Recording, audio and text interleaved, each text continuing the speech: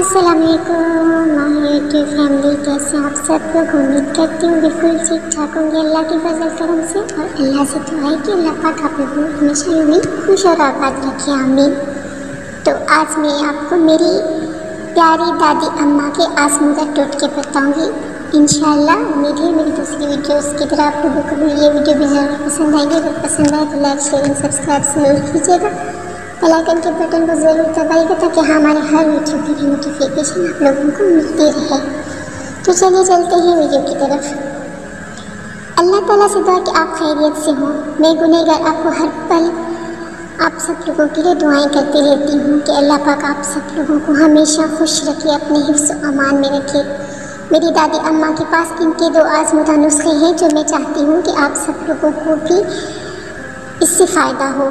ये नुस्खा मेरी दादी अम्मा घर में बच्चों को बहुत इस्तेमाल कराती हैं।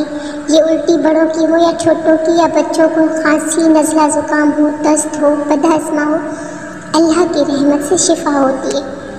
चाहे सर्दियों की खांसी ज़ुकाम हो चाहे गर्मियों की, हर तरह के लिए ये आज़मूदा है।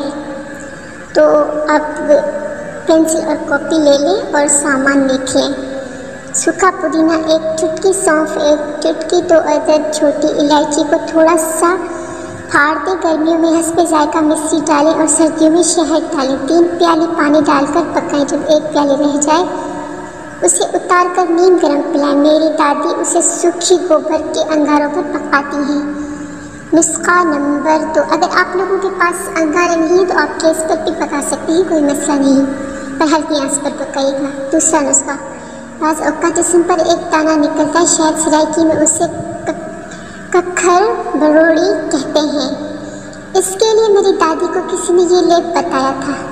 लंबी काबली वाली किशमिश जो खजूर के बराबर लंबी होती है, 3 या 2 अदद। जिस्म पर दाना ज़्यादा बड़ा हो तो ज़्यादा कर लें। मक्खन चने के बराबर उनको अच्छी तरह कूटें, पीसें, थोड़ा पानी भी मिलाते जाएं। जब अच्छी तरह मिक्स हो जाए तो उस लेप को सूती कपड़े के ऊपर डालकर दाने के ऊपर लगा दें। कुछ देर बाद चिपक जाएगा। अगले दिन उसे उतार दें। अगर उतारने में मुश्किल हो तो उसके कोनों पर थोड़ा सा पानी डालें, उतर जाएगा। सफाई करके दूसरा लगा दें। ये दाना मेरी दादी और मामू के कमर पर निकला था, उससे ये दाना जल्दी फट कर ख़त्म हो जाता है। जिनको मेरे इन नुस्खों से फ़ायदा हो तो कमेंट्स में ज़रूर बताइएगा। मिलते हैं नेक्स्ट वीडियो में, तब तक के लिए अल्लाह हाफ़िज़।